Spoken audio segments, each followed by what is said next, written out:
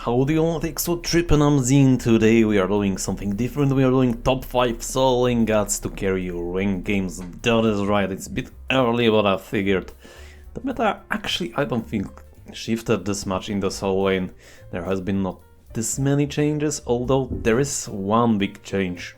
It's the fact that you have to clear Harpies and then blue buff by yourself. Harpies actually are really hard to clear, so I feel like the pressure picks are gonna be incredibly good.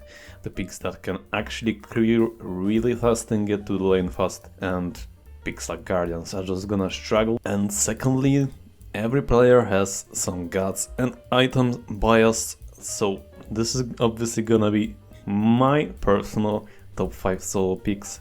I feel like you can carry your ranked games, like every list like this is gonna have picks that are biased towards the players. So yeah, without any further ado, let's begin. At number 5, ladies and gentlemen, I have a Surtr. That's right, this is really good god to get the pressure in line. Really strong one, really fast, can clear fast, have a lot of damage, and this is the build that I'm actually gonna be picking. We start with Warrior's Axe for some healing damage prots. We go with Blessed Scepter for pots. Then we go for Sekhmet Scepter, really works nicely. With you get some power, health and MP5 into a build and actually have some damage to clear. Then into a Breastplate of Regrowth. Surtr actually needs some movement speed, I believe, to actually keep up the chase. If you don't have your ultimate, it's really hard.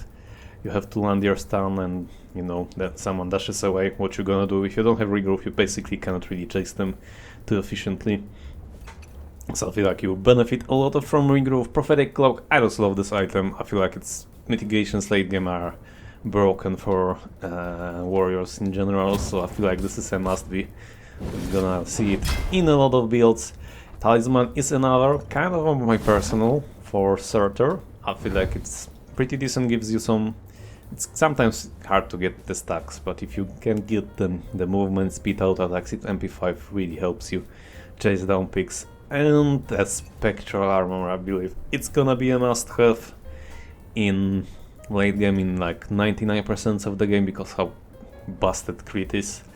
And you're upgrading to Sundering Axe just to have some more damage healing. I don't feel like Sundering Axe is great, by the way, but I mean, Warrior's Axe is busted in early game, so you kinda don't have much other choice. You are not really... I mean, you can flex Surtr with a little bit of auto-attack based build, but I believe this is stronger. But yeah, this is number 5, let's go to the number 4, and number 4 is... I can actually do this because we're gonna only see warriors on this list. At number 4, that's right, the Daddy Rain. Here he comes, the Chaac. Get to the Chaac. So with Chaac, I believe is one of the few gods that actually benefits from Bluestone more than with Axe, maybe with Tyr. We're starting with Blessed Scepter, going into Sekhmet Scepter again for pots as well.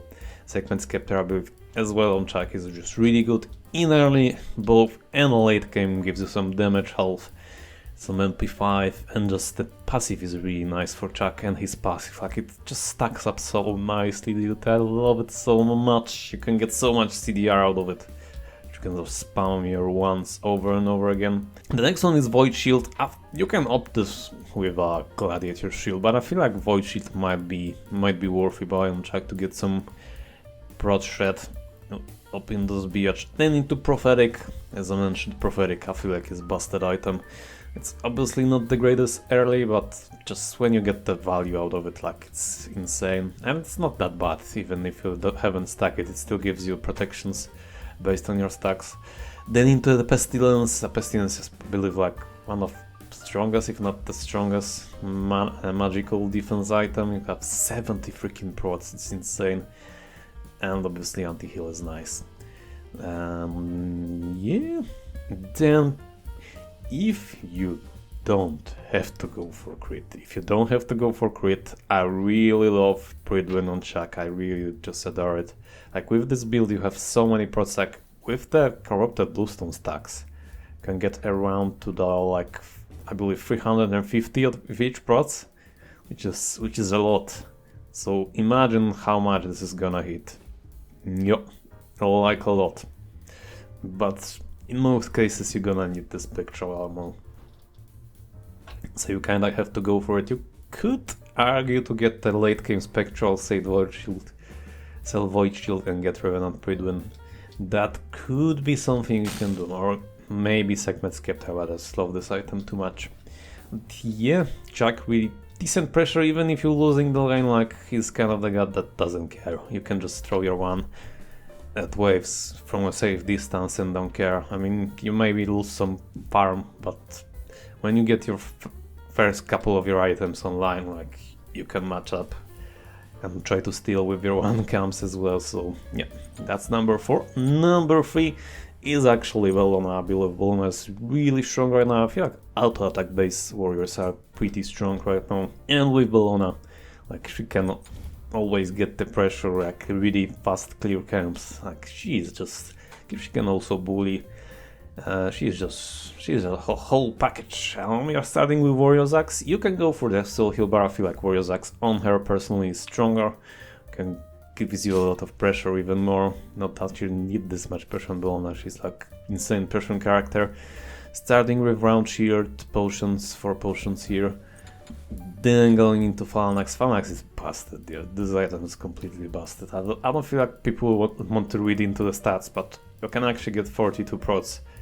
21 of each respectively, and 30% auto attack speed. Like Berserkers just doesn't fucking stand a chance up against Phalanx.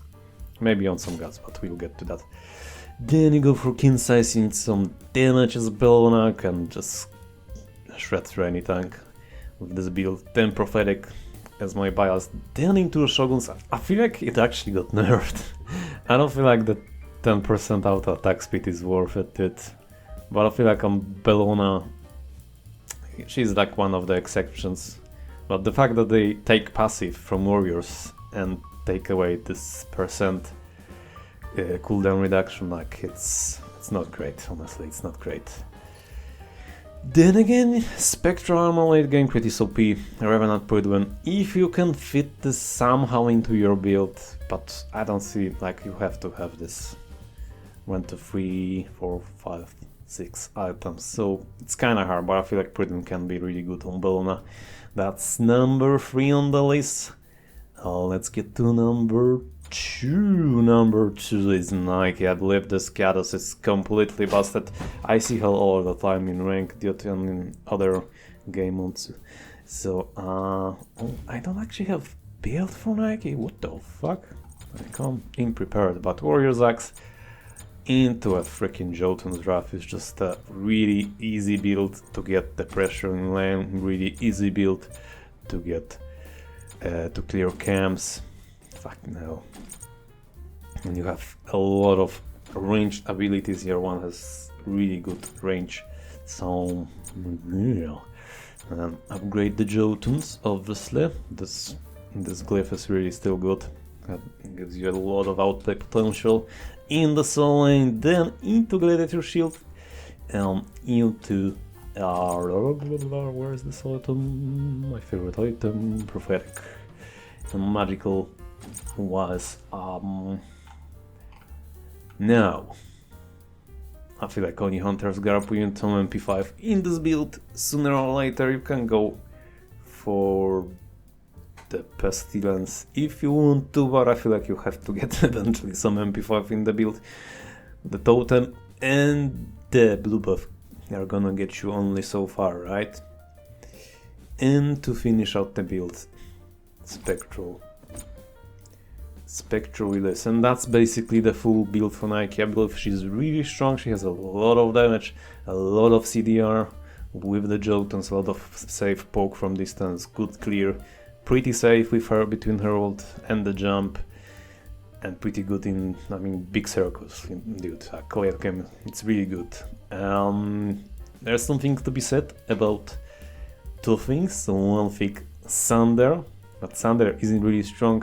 I don't see no people actually picking up Sunder, so that's why I believe Nike is really strong, but there is something to be said about auto attack speed warriors. And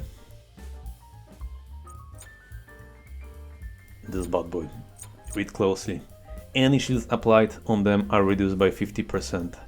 You can get this item easily on some top warriors like Bellona or other picks that I'm gonna speak soon about. But I'm not sure if people are familiar yet with this, so for the time being I believe Nike is at number 2. But the honorable mentions! That's right, I have honorable mentions on my list as well. First is gonna be Shiva, that's right.